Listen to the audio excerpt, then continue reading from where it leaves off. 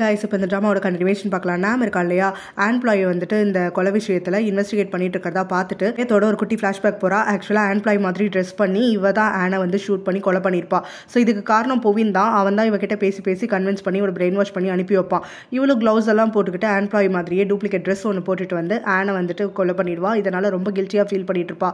கொன்னுட்டு அவளும் புவின் சொன்ன மாதிரி அந்த ட்ரெஸ்ஸை வந்து எரிச்சிடுவா. அதுக்கு பிறகு புவினுக்கு ஃபோன் பண்ணிட்டு ரொம்ப கில்ட்டியாக ஃபீல் பண்ணி அழுதுட்டு இருப்பா. புவினோன்னு அவனை மாட்டிக்க விட மாட்டேன் அப்படின்னு ஒரு வாக்கு கொடுப்பான். ஸோ இதுக்கப்புறம் பார்த்தோன்னா இப்போது டாவும் அவங்க அம்மாவும் பேசிகிட்டு இருக்காங்க. அவங்க அம்மாவும் டாக்கும் இந்த கொலைக்கு ஏதாவது சம்மந்தம் இருக்கான்னு கேட்க அவளோ கண்டிப்பாக கிடையாது, எனக்கே அரசல் பொரசலாக கொஞ்சம் விஷயம் தான் தெரியும், மற்றபடி இந்த பிளான் மட்டும் தான் எனக்கு முன்னாடியே தெரியும், யார் பண்ணாங்க என்ன எதுன்னு தெரியாதுன்னு சொல்கிறா. ஸோ இதில் எந்த ஒரு இன்வால்மெண்ட்டும் இல்லாமல் பார்த்துக்கோ அப்படிங்கிற மாதிரி அவங்க அம்மாவும் அவளுக்கு வார்ன் பண்ணுறாங்க. கூடவே வந்துட்டு இதை கில்லிங்கில் வந்துட்டு உனக்கு எந்த சம்மந்தமும் இல்லைல்ல, உன்னோட ஹேண்ட் பிரிண்ட் எல்லாம் எதுலேயும் மாட்டிக்காதில்ல அப்படின்னு சொல்லிட்டு கேட்க அவளோ இல்லை அப்படிங்கிறா. ஆனால் அதுக்கப்புறம் தான் யோசிச்சு பார்க்குறா புவினோடைய வீட்டில் அவள் வந்து அந்த கண் வச்சு விளையாண்டுட்டு இருந்த விஷயத்தை. ஸோ இன்னொரு பக்கத்தில் பார்த்தோன்னா பரிட்டுக்கு இப்போ சந்தேகம் வருது. அதாவது இங்கே ஆன்ப்ளாய் மாதிரியே ட்ரெஸ் பண்ணியிருக்காங்கன்னா ஆன்ப்ளாய் என்ன ட்ரெஸ் போட போகிறாங்கன்னு முன்னாடியே தெரிஞ்சவங்க தான் இந்த டூப்ளிகேட் ட்ரெஸ்ஸை ரெடி பண்ணியிருக்க முடியும் இல்லையா. ஸோ யாராக இருக்கும் அப்படின்னு சொல்ல மியாங்கோ கொஞ்ச நாளைக்கு முன்னாடி தான் மெட்டர்னிட்டி வேர்ஸ் எல்லாம் டிசைன் பண்ணுறதுக்காக டாவ் சொல்லியிருந்தா, ஒருவேளை அவளாக இருக்குமோ அப்படின்னு சொல்லிட்டு யோசிச்சு அவங்க ரெண்டு பேரும் சேர்ந்து அந்த டிசைனரை பார்க்கறதுக்காக வராங்க. ஸோ அவங்க கிட்ட கொஸ்டின் பண்ணும்போது ஆன்ப்ளாய் வந்துட்டு அவங்களுக்குன்னு கஸ்டமைஸ் பண்ண ட்ரெஸ்ஸை தான் நான் கொடுத்தேன், அதுக்கப்புறம் யாருக்கும் அதை போடலை அப்படின்றவங்களோ டாவை பற்றி மியாங் கேட்க ஆமாம் கொஞ்ச நாளைக்கு முன்னாடி வந்தா அப்படின்னு சொல்கிறவங்களோ ஆன்ப்ளாய் என்ன ட்ரெஸ் போட போகிறாங்க அப்படின்னு சொல்லிட்டு கேட்டா. அதை பார்த்துட்டு தனக்கு ரொம்ப பிடிச்சிருக்குன்னு இன்னொன்று டிசைன் பண்ண சொன்னால் ஆனால் டைம் இல்லைன்னு சொல்லிட்டேன், சரி கொடுங்கன்னு சொல்லி ஃபோட்டோ நிறையா எடுத்துக்கிட்டு போனா அப்படிங்கிற மாதிரி சொல்கிறாங்க.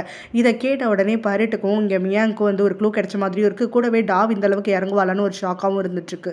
இன்னொரு பக்கம் பார்த்தோன்னா இங்கே ஆன்ப்ளாய் கிட்ட டாவும் அவங்க அம்மாவும் சேர்ந்து லாயரை கூட்டிகிட்டு வந்துட்டு அவங்க அப்பாவுடைய தனிப்பட்ட கம்பெனி ஒன்று இருக்குது, கன்ஸ்ட்ரக்ஷன் கம்பெனி, அந்த கன்ஸ்ட்ரக்ஷன் கம்பெனியை அவங்க பேருக்கு எழுதி தர சொல்லி கேட்டுட்ருக்காங்க. அதுக்கு ஆன்ப்ளாய் மறுத்தாங்க அப்படின்னா ஏற்கனவே கிரிமினல் கேஸ் இருக்கக்கூடிய அவங்க மேலே சொத்து பறிப்பு கேஸும் வந்துட்டு போட போகிறதா சொல்லிட்டு இருக்க. ஆன்ப்ளாயோ எல்லாத்தையும் பொறுமையாக கேட்டுகிட்டே இருந்துட்டு கடைசியில் நீங்கள் என்ன வேணுமோ லீகலாக ஆக்ஷன் எடுத்துக்கோங்க, என்னால் அந்த கம்பெனியை தர முடியாது அப்படின்னு சொல்லிடுறாங்க. கம்பெனியை பற்றி ஏற்கனவே இங்கே பரிட் வந்து ரிசர்ச் பண்ணியிருப்பான். ஸோ அவன் இப்போ மியாங்க கூட்டிகிட்டு வரான். அந்த இடத்துல பார்த்தா ஒரே ஒரு எம்ப்ளாயி மட்டும் தான், ஒரு ரிசப்ஷனிஸ்ட் மட்டும் தான் ஒர்க் பண்ணிட்டு இருக்காங்க. ஸோ அவங்களை டிவைட் பண்ணிவிட்டு ஏதாவது இவங்க பண்ணணும் அப்படின்னு சொல்லிட்டு பார்த்துட்டு இருக்கும் போது தான் இவங்க ரெண்டு பேர் கல்யாணம் பண்ணிக்க போகிறதாகவும் ஒரு வீடு கன்ஸ்ட்ரக்ட் பண்ணணும்னு இவங்கள்ட்ட சொல்லிட்டு அப்படியே ரெஸ்ட் ரூம் யூஸ் பண்ணுற மாதிரி மியாங் பெர்மிஷன் வாங்கிட்டு உள்ளே போகிறா. அங்கே போயிட்டு அவர் ரெஸ்ட் ரூம் யூஸ் பண்ணாமல் அங்கே இருக்கக்கூடிய ஒர்க் பிளேஸை வந்து நல்லா அப்சர்வ் பண்ணி ஏதாவது க்ளூ கிடைக்குமான்னு சொல்லி பார்த்துக்கிட்டு இருக்கா. அங்கே இருக்கிறது எல்லாமே தூசி படிஞ்சு ரொம்ப நாள் வந்துட்டு வேலையே செய்யாத நிலமையில இருந்துட்டு இருக்க. அவளுக்கும் சந்தேகம் வருது. அதுக்கப்புறம் இந்த ரிசப்ஷனிஸ்ட் எதுவும் கேள்வி கேட்கக்கூடாதுங்கிறதுக்காக அங்கேருந்து கிளம்பி போயிட அவங்களோ உடனே ஆன்ப்ளாய்க்கு கால் பண்ணிட்டு நீங்கள் சொன்ன மாதிரியே அந்த ரெண்டு பேர் இங்கே வந்தாங்க, சிசிடிவி ஃபுட்டேஜ் எல்லாத்தையும் உங்களுக்கு ஷேர் பண்ணியிருக்கேன், நீங்கள் செக் பண்ணுங்க மேம் அப்படின்ற மாதிரி சொல்கிறாங்க. இப்போ ஆன் வீட்டில் தங்கிட்டு இருக்கான். ஸோ இப்போ அவன் வந்து ஆன்ப்ளாயை கம்பல் பண்ணி அவங்க வீட்டுக்கு லஞ்சுக்கு வந்துட்டு அழைக்கிறான். நீங்கள் இப்போ தனியாக தானே இருப்பீங்க, கேஸ் இருக்கனால யாரும் சேர மாட்டாங்களே செய்ய மாட்டாங்களேன்ற மாதிரி அவங்கள வந்து அப்படியே எப்படி டாவ் கிட்ட பேசுவானோ அதே மாதிரியே வந்து இவங்ககிட்டயோ அப்படியே பேசி எடுக்கிறதுக்காக பார்க்குறான். அப்போ அவங்களும் வந்து டாவ் கிட்ட இருக்கக்கூடிய பிரச்சனையை பற்றி சொல்கிறாங்க. இப்போ அந்த கம்பெனியை புதுசாக கேட்டு தொல்லை பண்ணிட்டு இருக்கான்னு சொல்லிட்டு. ஸோ இப்போ வந்து அந்த கம்பெனி கொடுக்கறதுல என்ன ப்ராப்ளம், அதை கொடுத்துட்டீங்கன்னா உங்க மேலே எந்த ஆக்ஷனும் எடுக்காமல் இருப்பால அப்படின்னு சொல்லிட்டு இவன் சஜஸ்ட் பண்ண, இல்லை அது அவ்வளோ ஈஸியான வேலை கிடையாது, அந்த கம்பெனியில் கொஞ்சம் ப்ராப்ளம் இருக்குன்னு உடனே என்ன ப்ராப்ளம் அப்படின்னு இவன் கேட்குறான். அதுக்கு அவங்க என்ன சொல்கிறாங்கன்னா டாவோட அப்பா வந்து வெளி உலகத்துக்கு தான் பெரிய பிஸ்னஸ் மேன் மாதிரி, மற்றபடி வந்து அவருக்கு பிஸ்னஸ் உலகமே தெரியாது, ஆக்சுவலாக வந்து அவரை விட உண்மையாக வந்துட்டு 10 மடங்கு பணக்காரி நான் தான், அவரை கல்யாணம் பண்ணிக்கும் போதே இந்த விஷயம் வெளியில் தெரியாததுனால தான் என்னுடைய பேரை வந்துட்டு ரொம்ப நாசம் பண்ணாங்க, இருந்தாலும் அவர் கம்பெனியில் ஷேர் மார்க்கெட்டில் நிறையா வந்து இன்வெஸ்ட் பண்ணுறேன்னு சொல்லி ஃபெயிலாக திரும்ப பணத்தை போட்டு இருக்கிற சொத்தெல்லாம் அழிச்சதோடு இல்லாமல் கம்பெனியில் வந்து நேம் வச்சு நிறையா வந்து கடன் வாங்கிட்டாரு. கூடவே வீட்டையும் வந்து அடமானத்துக்கு வைக்கிறப்ப தான் இந்த விஷயத்தை நான் கண்டுபிடிச்சு அவரை கண்டிச்சேன். அப்போ தான் சண்டை வந்துச்சு, அவர் இறந்துட்டாரு. அதுக்கப்புறம் அந்த டெப்ட் எல்லாத்தையும் அடித்தது நான், அந்த கம்பெனியை தாக்கு பிடிச்சி இழுத்து பிடிச்சிட்டு நிற்கிறதும் நான் தான். இது எல்லாமே என்னோட சொந்த காசு செலவு பண்ணி தான் இவ்வளோ தூரம் இந்த கம்பெனியை வளர்த்துருக்கேன். அதனால் டெப்டில் இருக்க ஒரு கம்பெனியை டாவ் கிட்ட கொடுக்கறதுக்கும் எனக்கு மனசு இல்லை, அவங்க அப்பாவை பற்றின உண்மையை சொல்லி அவன் மனசை நோகடிக்கிறதுக்கும் எனக்கு வந்துட்டு கஷ்டமாக இருக்குது அப்படின்னு சொல்ல, அப்போ அந்த உயில் எல்லாம் பொய்யா அப்படின்னு சொல்லிட்டு புவின் கேட்குறான். ஆமாம் அந்த உயில் பொய் தான், அவங்க அப்பா சேர்த்து வச்சிருக்காருன்னு சொல்லி அக்கௌண்ட்டில் 20 மில்லியன் பணம் கொடுத்தேன் இல்லையா, அது என்னோட சொந்த பணம் தான், நான் சம்பாதிச்ச பணம், அவங்க அப்பா அவளுக்கு ஒரு பைசா கூட சேர்த்து வைக்கல அப்படிங்கிற மாதிரி சொல்ல புவின் இது எல்லாத்தையுமே கேட்டு தான் வந்து பிளானை மாற்றணும் அப்படின்னு சொல்லி முடிவு பண்ணுறான். இந்த பக்கம் பார்த்தோன்னா ட்ரைவ் பண்ணி போயிட்டே இருக்கக்கூடிய ஆன்ப்ளாயி நம்மளுக்கு ஒரு ட்விஸ்ட் கொடுக்குறாங்க. அதாவது என்னென்னா வந்துட்டு அவங்க யோசிச்சு பார்க்குறாங்க, கொஞ்ச நாளைக்கு முன்னாடி முதல்ல மியாங்க விஷயமா வந்துட்டு இவன் ஆன்ப்ளாயை வீட்டுக்கு வர சொல்லியிருப்பான்ல, அந்த சமயத்தில் தான் அவங்க அங்கே இருக்கக்கூடிய பசில் வந்துட்டு பார்ப்பாங்க, ஜிக்ஸா பசில். அதில் ஒரு பீஸ் மிஸ் ஆகுதுன்னு நோட் பண்ணுவாங்க. அதுக்கு அடுத்தது தான் கொஞ்ச நாள்லேயே இங்கே டாவ் வந்துட்டு பரேட்டுக்கான கார்டில் வந்து அதே மிஸ்ஸிங் பசிலை வந்துட்டு ஒட்டுவா இல்லையா. ஸோ அந்த பீஸையும் இதையும் வந்து அவங்க வந்து கரெக்டாக ரெக்கக்னைஸ் பண்ணிக்கிறாங்க. ஸோ அங்கே டாவ் கிட்டேருந்து திருடு போகக்கூடிய அந்த பீஸ் வந்துட்டு இவங்க கையில் கிடைக்கிது. அந்த பீஸ் எடுத்துகிட்டு வந்து இவங்க மேட்ச் பண்ணி பார்க்க உடனே அவங்களுக்கு டாவுக்கும் புவினுக்கும் நடுவில் இருக்கக்கூடிய ரிலேஷன்ஷிப்பை வந்து புரிஞ்சிக்க முடியுது. ஸோ இவங்களுக்கு எல்லாமே கொஞ்ச நாளைக்கு முன்னாடியே தெரிஞ்சிடுச்சு. இருந்தாலும் வந்து அவங்க சைலண்ட்டாக 2 பேரையும் வந்து வாட்ச் பண்ணிட்டு இருக்காங்க. புவின் அடுத்தது என்ன பண்ணுறான்னா பிளானை சேஞ்ச் பண்ணிட்டு நாமுக்கு கால் பண்ணி, நீ ஆனை ஷூட் பண்ணல, அந்த கன்னில் உன்னோடைய ஃபிங்கர் பிரிண்ட் இருந்துச்சா, நல்லா யோசிச்சு பாரு, நீ க்ளவுஸ் போட்டிருந்தியா, க்ளவுஸ் போட்டிருந்தாலுமே உன்னோட ஃபிங்கர் பிரிண்ட்டோ இல்லை ஏதாவது ஒரு தடயமோ உன்னோட நீ வந்துட்டு அந்த கன்னில் விடல இல்லையா அப்படின்னு சொல்லி கன்ஃபார்ம் பண்ணுறான். என்ன பண்ண போகிற அப்படின்னு உடனே கன் இருக்கிற பிளேஸ் மட்டும் என்கிட்ட சொல்லு, நான் பார்த்துக்கிறேன் அப்படின்னு சொல்லிட்டு காலை கட் பண்ணிடுறான். ஸோ பரேட்டும் மியாங்கும் சேர்ந்து இந்த பக்கமாக வந்துட்டு கொஞ்சம் ரிசர்ச் பண்ணிட்டு இருக்காங்க அந்த கன்ஸ்ட்ரக்ஷன் கம்பெனியை பற்றி தான். அப்போ தான் அங்கே எம்ப்ளாயி வராங்க. அவங்களும் நான் அவங்ககிட்ட கொஞ்சம் பேசணும் அப்படின்னு சொல்லிட்டு இந்த கம்பெனியை பற்றி நீங்கள் எல்லாம் நோண்டிட்டு இருக்கிறதெல்லாம் எனக்கு தெரியும்னு சொல்லிட்டு கூடவே புவின் அண்ட் டா பற்றின விஷயமும் இவங்க கிட்ட சொல்கிறாங்க. இதை கேட்டு இவங்க எல்லாரும் ஷாக் ஆக, இவ்வளோ தெரிஞ்சதுக்கப்புறமும் எதுக்காக விட்டுருக்கீங்கன்னு உடனே ஏன்னா நம்மக்கிட்ட எந்த எவிடன்ஸும் இல்லை அப்படிங்கிற மாதிரி எம்ப்ளாயி சொல்லிட்டு இருக்காங்க. கொஞ்ச நாளில் ஆன் இறந்துட்டதுனால ஆனோடைய தம்பி மாதிரி வளர்ந்துட்டு இருக்கக்கூடிய புவினை தான் வந்துட்டு அந்த கம்பெனிக்கு சிஇஓவாக எல்லாரும் சேர்ந்து நியமிச்சிடுறாங்க. ஸோ அதுக்காக வந்து அவன் ரொம்ப பேட்டி கொடுத்து மீடியாவில் வந்து ரொம்ப பாப்புலர் ஆகிடுறான். அதை பார்த்துட்டு இங்கே அவன் சம்மந்தப்பட்ட 3 பேர், அதாவது அவன் ஒய்ஃப் நாம், அவனோட லவ்வர் ப்ரெக்னெண்ட்டாக இருக்கவ, அப்புறம் இங்கே டாவ், 3 பேருமே புவின் வந்து ஒரு நல்ல நிலைமைக்கு வந்துட்டான், தன்னை நல்லா பார்த்துப்பான் அப்படின்னு சொல்லி சந்தோஷப்பட்டுட்டு இருக்காங்க. புவின் அவனோட வீட்டில் எல்லாரையும் வந்து க்ளீன் பண்ண சொல்லிட்டு இருக்கான். அங்கே வந்து பால் காய்ச்ச போகிறதா சொல்லிட்டு. ஸோ அப்போ தான் தோட்டக்காரங்கெல்லாம் சேர்ந்து அந்த இடத்துல ஒரு கன் கிடக்கிறத பார்க்குறாங்க. இது வேற எந்த கன்னும் கிடையாது, நான் மேனை ஷூட் பண்ணா இல்லையா அதே கன்னு தான் இது. இப்போ பூவினுடைய புது பிளான் தான் இது. ஸோ இதை போலீஸ்கிட்ட அவங்க ரிப்போர்ட் பண்ணுறாங்க. இங்கே பால் காய்ச்சற அன்னைக்கு பார்த்தோன்னா புவினோட வீட்டுக்கு அழையா விருதாலியா அவனோட ஒய்ஃப் நாம் அங்கே வந்து சேர்றா.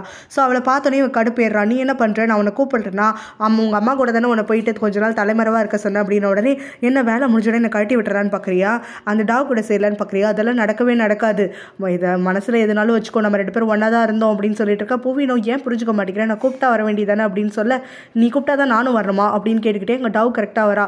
ஸோ டாவை பார்த்துட்டு இவங்க 2 பேரும் அவங்க ஷாக்காக டாவுக்கும் நாமுக்கும் சேர்ந்து வாக்குவாதம் நடக்குது. அப்போ டாவோ உன்னை விட எனக்கு தான் உரிமை இருக்குது, என் வயிற்றுல தான் அவனோட குழந்தை வளருதுங்கிறா, என்னதான் இருந்தாலும் மேரேஜ் வந்து பண்ணது நான் தான், நீ வந்து ஒரு வேஸ்ட்டு தான் அப்படிங்கிற மாதிரி இவ்வளோ சொல்லிட்டு இருக்க. சண்டை போட்டுட்டு இருக்கும் போதே தான் நடுவில் 3ஆவது ஒருத்தி வரா. அதுதான் புவினுடைய பழைய கேர்ள் ஃப்ரெண்ட். கடையில் ஒர்க் பண்ணிட்டு இருக்காங்கிற இந்த விஷயம் தெரிஞ்சு ஆரம்பத்தில் ஆன் வந்துட்டு புவினை கூட்டிகிட்டு போய் பணம் கொடுத்து ஒரு பொண்ணை பிரித்து விடுவாங்கல்ல, அந்த பொண்ணு தான். அவள் வந்து அபார்ஷன் பண்ணிக்காமல் புவினோட குழந்தையோடவே வளர்த்துட்டு இருந்திருக்கா. ஸோ இப்போயும் புவின் வந்து கிளியர் ஆகிட்டானே நியூஸில் பார்த்துட்டு அவள் இங்கே வந்திருக்க. இப்போ அவளுக்கும் நாமுக்கும் வேறு தனியாக சண்டை நடந்துட்டுருக்கு. அவளுமே நாம வந்து டாட் பண்ணிட்டு இருக்கா. ஒரு பக்கம் புவினுக்கு ப்ரெஷர் கொடுத்துட்ருக்கான், நீ எங்கள் 3 பேரில் யாரை சூஸ் பண்ண போகிற அப்படின்னு சொல்லிட்டு. ஒன்றை தான் சூஸ் பண்ண போகிறேன், என் குழந்தைய வச்சிருக்க ஒன்றை சூஸ் பண்ணாமல் வேறு யாரும் சூஸ் பண்ணுவேன் அப்படின்னு சொல்லி இவனை சொல்லிட்டு இருக்க. அந்த இன்னொருத்திக்கு என்னோட குழந்தை தான் இருக்கானே தெரியல அப்படிங்கிற மாதிரி என்னோட ஃபர்ஸ்ட் சாய்ஸே நீ தான், நான் ஒன்றை தான் நேசிக்கிறேன் அப்படிங்கிற மாதிரிலாம் இங்கே விட்டு போட்டு அவளை ஏமாற்றிட்டு இருக்கான். அப்போ தான் அந்த டாவும் அப்படின்னா இப்போவே வா நம்ம கல்யாணம் பண்ணிக்கலாம் அனௌன்ஸ் பண்ணின உடனே என் பிளான் இன்னும் முடியலை, அது மட்டும் இல்லாமல் இந்த பால் காய்ச்சற விழா வந்து முழுசாக முடியட்டும், அதுக்கு பிறகு நான் அனௌன்ஸ் பண்ணுறேன், நீ தான் வந்து எனக்கு எல்லாம்னு சொல்லிட்டு அப்படிங்கிற மாதிரி சொல்ல அவளும் சரின்னு ஒத்துக்கிறா. மாற்றி எல்லாரும் புவினுக்காக சண்டை போட்டுட்டு இருக்கும் போது தான் அங்கே எம்ப்ளாயி உள்ளே வராங்க எதுவுமே தெரியாமல். ஸோ அவங்கள பார்த்த உடனே எல்லாரும் கடுப்பாகிட. அப்போ டாவோட அம்மாவும் ஓடி போய் அவங்கள பயங்கரமாக கொஸ்டின் பண்ணுறதுக்காக ஆரம்பிக்கிறாங்க. என்னோட ஹஸ்பண்ட் என்கிட்ட இருந்து பறிச்சுக்கிட்டேன், இப்போ என் பொண்ணோட ஹஸ்பண்டும் எனக்கு கேட்குதா அப்படின்னு சொல்லிட்டு. என்ன புவின் என்ன நடக்குது இங்கே, உனக்கும் டாவுக்கும் நடுவில் என்ன ரிலேஷன்ஷிப் இருக்குது அப்படின்னு எம்ப்ளாயி ஒன்றுமே தெரியாத மாதிரி கேட்க புவின் வந்து வாய் எடுக்கிறான். அதுக்குள்ளே பார்த்தா அங்கே போலீஸ் வந்துட்டு வராங்க. இறந்து போன கொலை வழக்கில் இங்கே டாவுக்கு சம்மந்தம் இருக்குமோன்னு சொல்லி எங்களுக்கு சந்தேகமாக இருக்குது, அதனால் அவங்கள இன்ட்ரோகேட் பண்ணுறதுக்காக நாங்கள் போலீஸ் ஸ்டேஷன் கூட்டிகிட்டு போகிறோம் அப்படின்னு சொல்லிட்டு அங்கே அவளோட அம்மாவும் கொஞ்சம் அடிதடி எல்லாம் பண்ணிகிட்டு இருக்க. டாவோ எதுவுமே பேசாமல் அவட்டு கிளம்புறா. அந்த சமயத்தில் புவின் வந்துட்டு அவள் பக்கமாக வந்து இந்த பிரச்சனைலாம் முடிஞ்சதுக்கப்புறமா நான் வந்து உன்னை பெயில் எடுக்கிறேன், நீ கவலைப்படாத அப்படின்னு சொல்லி அனுப்பி வைக்கிறான். அதுக்கப்புறமா அவகிட்ட அந்த ட்ரெஸ்ஸை பற்றி தான் கொஸ்டின் பண்ணுறாங்க. அவளோ எம்ப்ளாய்க்கு ஒரு சர்ப்ரைஸ் கொடுக்கலாம், நாங்கள் 2 பேரும் ஈவெண்ட்டுக்கு ஒரே மாதிரி ட்ரெஸ் போடலான்னு சொல்லி தான் அந்த மாதிரி ட்ரெஸ் வந்து ரெடி பண்ண சொன்னேன். ஆனால் அந்த ட்ரெஸ் வந்துட்டு எனக்கு யூஸ் ஆகலை, நான் ஈவெண்ட்டுக்கே போகலன்னு உடனே ஏன் போகலன்னு கேட்குறாங்க. ஏன்னா அவங்க பூவின் கூட போகிறதா சொல்லிட்டாங்க, அதனால என்ன ரிஜெக்ட் பண்ணிட்டாங்கன்னு சொல்லிட்டு தனியாக போக பிடிக்காம அந்த ட்ரெஸ்ஸும் வீணாக போகுதுன்னு சொல்லி நான் மார்க்கெட்டில் வித்துட்டேன், அந்த ட்ரெஸ்ஸை யார் வாங்கினாங்க என்னெல்லாம் எனக்கு தெரியாது அப்படின்னு சொல்லிட்டு இருக்க. அவளுடைய லாயரும் அவளுக்கு ஏற்ற மாதிரி சப்போர்ட் பண்ணிட்டு இருக்காரு. போலீஸ் அதை நம்ப மறுக்கிறாங்க. கூடவே வந்துட்டு இவள்கிட்ட இன்னும் கொஞ்சம் அந்த ட்ரெஸ்ஸை பற்றியே கொஸ்டின் பண்ணிட்டு இருக்க. அவளும் முடிஞ்ச வரைக்கும் வந்துட்டு எதுவுமே நடக்காத மாதிரி ரொம்ப தெனாவட்டா ஆன்சர் பண்ணிட்டு இருக்கா. ஸோ எம்ப்ளாயி மத்தியில் வந்துட்டு தெரிஞ்சுக்கிறாங்க இவ தான் நிஜமாவே ட்ரெஸ் ஆர்டர் பண்ணுறாங்கிற விஷயத்த. ஸோ அதுக்கு பிறகு அவங்க அங்கே கிளம்பி இவளை பார்க்கறதுக்காக வர டாவோட அம்மா எம்ப்ளாயை இன்னும் நெகட்டிவாக வந்து போர்ட்ரே பண்ணுறாங்க. ஸோ அப்போ எம்ப்ளாயோ உங்கள் அம்மா உனக்கு தப்பாக சொல்லிட்டு இருக்காங்க, நீ என்கிட்ட கொஞ்சம் பேசவா, நம்ம 2 பேரும் சேர்ந்து ஒர்க் பண்ணலாம், இதுலேருந்து உன்னை வெளியில் கூட்டிகிட்டு பண்ணிட்டு வரேன்னு சொல்கிறாங்க. நீங்கள் தான் இது எல்லாத்தையும் வந்துட்டு நாடகம் நடத்திட்டு இருக்கீங்க, என்ன மாட்டி விட்டது நீங்கள் தான், நீங்கள் தப்பிக்கணுங்கிறதுக்காக உங்களுக்கு அந்த கம்பெனி நான் கேட்டேங்கிற கோவத்தில் தான் நீங்கள் இதெல்லாம் பண்ணிட்டு இருக்கீங்கன்னு சொல்லி கத்திட்டு அங்கேருந்து கிளம்ப, அப்போ ஆம்ப்ளாயும் உனக்கு ஜெயிலுக்கு போகக்கூடாது அப்படின்னு தோணுச்சுன்னா என்னை பார்க்க வா, இல்லை ஜெயிலுக்கு போகிறேன்னா உங்கள் அம்மா பேச்சு கேட்டுக்கோ அப்படின்னு சொல்ல ஆம்ப்ளாயை மதிக்காத மாதிரியே நின்றுட்டு இருக்கா. ஸோ இன்னொரு பக்கத்தில் பார்த்தோன்னா இந்த புவினுக்காக இருக்கிற சண்டை வந்து நீடிக்கிட்டே போயிட்டு இருக்க, புவினும் அவனோட ஒய்ஃப் நாம கூப்பிட்டு நீ இங்கேருந்து முதல்ல கிளம்பு, நான் உன்னை வரவே சொல்லலை அப்படின்னு சொல்லிடுறான். அவளும் பயங்கரமாக திட்டிட்டு அங்கேருந்து கிளம்பி போயிடுறா. அதுக்கப்புறமா அவளுடைய லவர் இருக்கான் இல்லையா, அந்த பொண்ணுக்கிட்டையும் இப்போ டாவ் கிட்ட பேசுகிற மாதிரி தான் பேசிட்டு இருக்கான். நான் உனக்காகவும் நம்ம குழந்தைக்காகவும் தான் எல்லாம் பண்ணிட்டு இருக்கேன், கண்டிப்பாக நீ தான் என் லைஃப்பில் இருக்கக்கூடிய ஒரே பர்சன், உன்னோட ஹஸ்பண்டுக்கு என்னாச்சு அப்படின்னு சொல்லிட்டு கேட்க, இங்கே வந்து ஆன் வந்து ரொம்ப கட்டாயப்படுத்தினாங்க தான் நான் கல்யாணம் பண்ணேன், மியாங்கிட்டையும் பரிட்கிட்டையும் புரிஞ்சு தள்ளுறா. அதுக்கப்புறம் அவங்க 2 பேரும் வெளியில் போக சொல்லி கற்று அவங்க கிளம்பிடுறாங்க. ஆம்ப்ளாய் வந்துட்டு இப்போ கூட உன்னால் வந்துட்டு பழைய மாதிரி மாற முடியும், நீ இதெல்லாத்தையும் விட்டுட்டு வெளியில் வா, என்கிட்ட ஒத்துக்கோ, நான் உன்னை நல்லபடியாக பார்த்துக்கிறேன்னு சொல்ல, அவளோ உங்களுக்கு என் மேலே பாசம் வைக்கிறேன் எதுவுமே கிடையாது, எங்கள் அம்மா சொல்கிறதா உண்மை, நீங்கள் இந்த கம்பெனியை என்கிட்ட கொடுத்துருந்தீங்கன்னா எந்த பிரச்சனையுமே வந்திருக்காது, நான் இவ்வளோ தூரம் ஈவிலாக மாறி இருக்கவே மாட்டேன், இது எல்லா தப்புமே உங்கள் மேலே தான், நீங்கள் பண வெறி பிடிச்சி இருக்கிறதுனால தான், எனக்கு கம்பெனியை கொடுக்காதனால தான் நான் இதெல்லாம் பண்ணேன் அப்படின்னு சொல்லிட்டு அங்கேருந்து கோவப்பட்டு அவங்கள இன்னும் கொஞ்சம் ஹார்ஷாக பேச அவங்க பல்லாருன்னு ஒன்று அரைஞ்சிடுறாங்க. அதுக்கப்புறம் டாவ் வெளியில் வந்ததுக்கப்புறம் தான் மியாங்கும் பரிட்டோ சேர்ந்து அவகிட்ட உண்மையெல்லாம் சொல்கிறாங்க. அதாவது அந்த கன்ஸ்ட்ரக்ஷன் கம்பெனி எவ்வளோ டவுனாக இருக்குது, அவங்க அப்பா எத்தனை லாஸ் பண்ணார், அதுலேருந்து மீட்டு கொண்டு வந்ததே அது மாதிரி அதே டயலாக் இவள்கிட்டையும் பேசி இவளை கொஞ்சம் ஏமாற்றிட்டு இருக்கான். புவினுடைய வீட்டுக்கு மோட்டர் பைக்கில் ஒருத்தன் வரான். ஸோ அப்போ வந்து வீட்டை கொஞ்சம் நேரம் வாட்ச் பண்ணிட்டு இருக்கும்போது அவன் கவனிக்கிறான் புவினுடைய லவ்வரும் அப்புறம் அங்கே தோட்டக்காரங்களும் சேர்ந்து பேசிட்டு இருக்காங்கன்னு சொல்லிட்டு. அப்போ கன் எடுத்து அவன் ஷூட் பண்ணுறான். அந்த பொண்ணும் அப்படியே அடிபட்டு விழுந்துடுறான். கொஞ்ச நேரத்தில் புவினுக்கு வந்துட்டு அவங்க கால் பண்ணி வர வைக்கிறாங்க. புவின் பதறிட்டு வரான்.